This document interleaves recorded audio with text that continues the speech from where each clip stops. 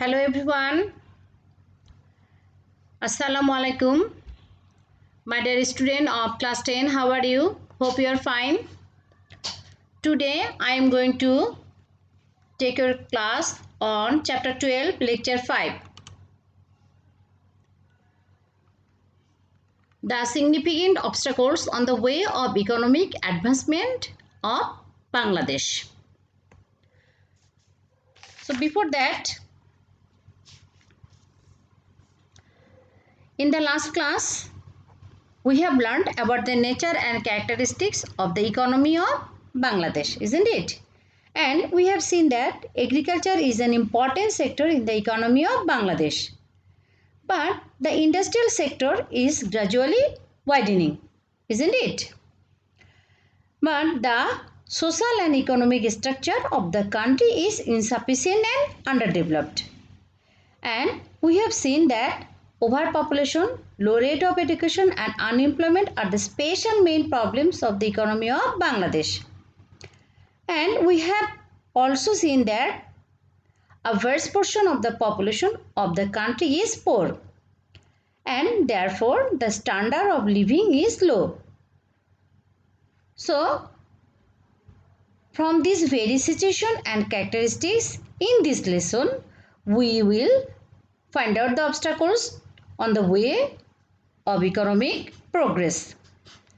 The main reason of the backwardness of the economy of Bangladesh lies in our history.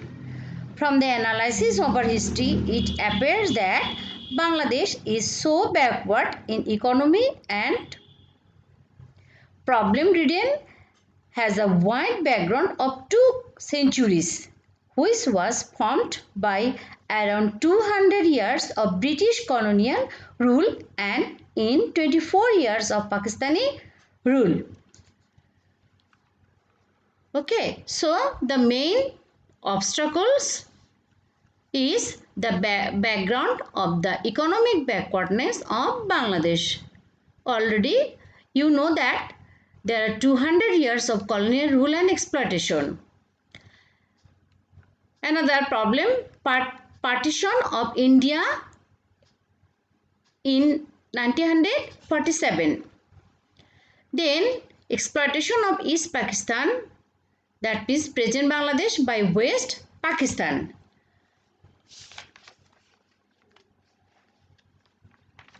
You know that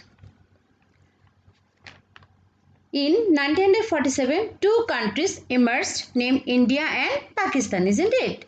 The Pakistani regime started upwards.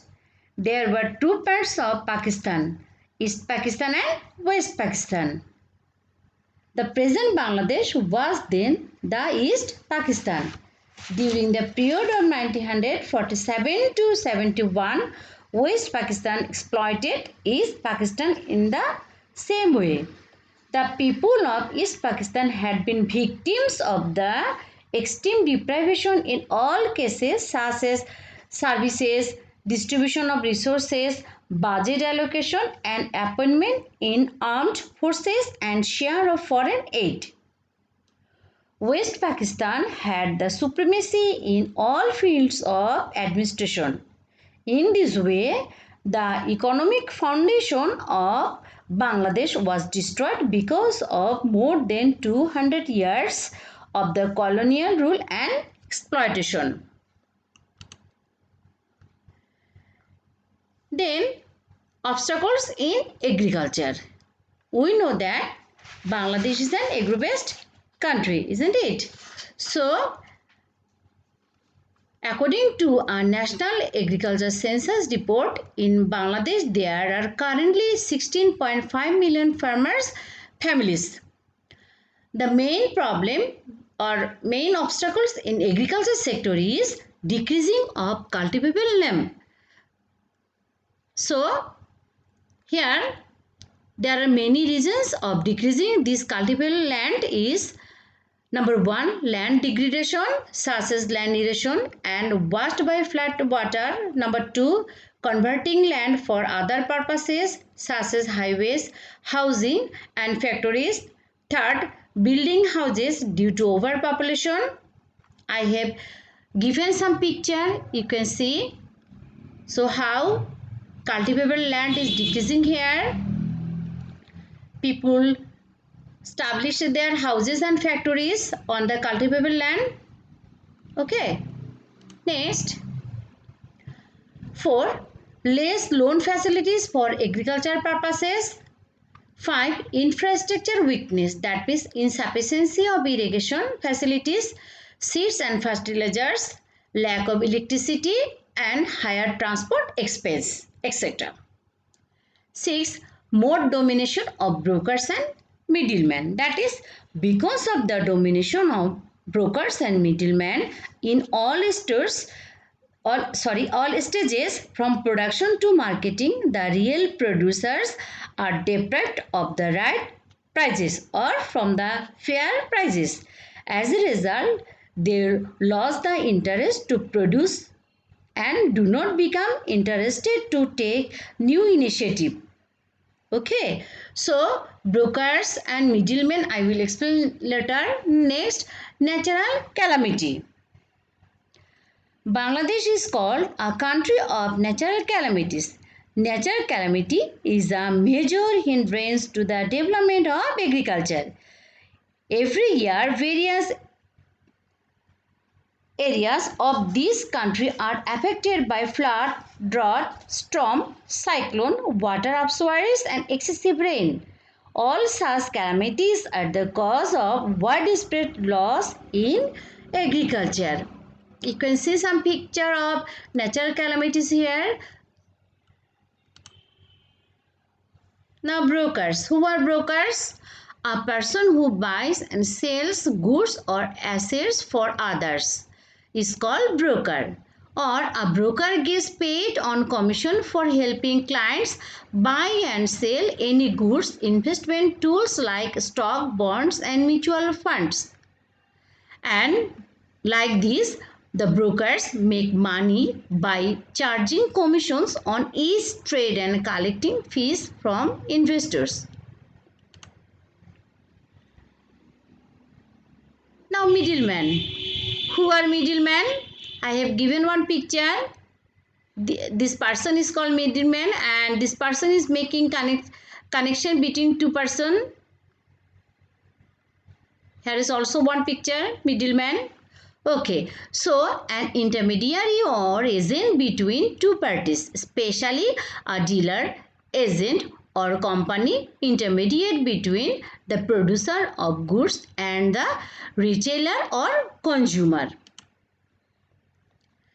Now, so there are some steps to overcome from agricultural obstacles. Okay, number 1, expansion of the area of agriculture land through eradicating waterlogging from regions of the country and plant water extraction from marshy land. Second, to increase subsidy in agriculture materials. Third, expansion of irrigation facilities. 4. Making more investment in production. 5. Making sufficient arrangement for the preservation of crops, controlling quality of agricultural goods and ensuring fair value of agricultural goods. 6. Taking initiative to increase the agricultural production. 7. Making balanced use of fertilizer and continuing to give subsidy on import cost of fertilizer. And 8. Continuing agriculture and rural loan disbursement activities through bank and financial institution.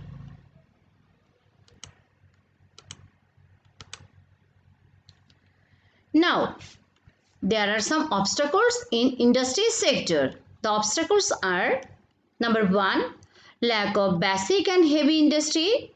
I have explained in my last lecture, that is what is basic and heavy industry, isn't it?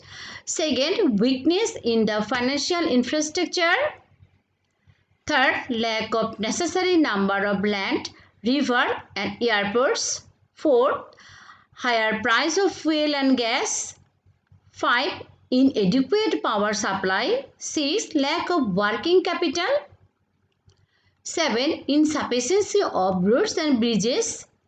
8. Inadequate of credit facilities compared to demand. Lack of loan facilities management. And 10. Political instability. Now, to solve the industrial obstacle, we have to take some initiative. Number 1, setting up of heavy or basic industry. Number 2, to implement National Industrial Policy 2010 properly.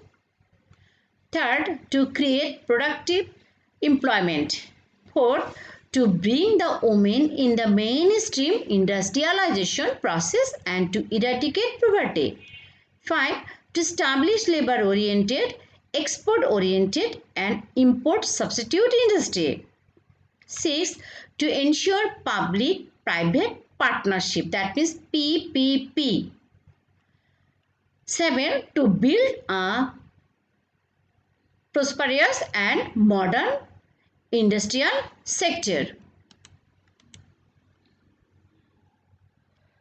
To ensure rapid industrialization of the country, the government has taken initiatives to establish and expand large or basic industries side by side with small and medium industries. The first and main requirement for industrialization is capital. The sources of capital are banks and financial organizations. So, action has been taken through banks and financial organizations to increase industrial loan and to provide other helps. The amount of industrial loan disbursement in the country was Taka 38,998.55 crore according to 2005 and 6. Whereas it was Taka 1,24,026.28 crore in 2015 and 16. Okay. So, in this lesson only 2 obstacles and steps to overcome. And up to this everyone, stay at your home safely. Thank you everyone. Take care of you.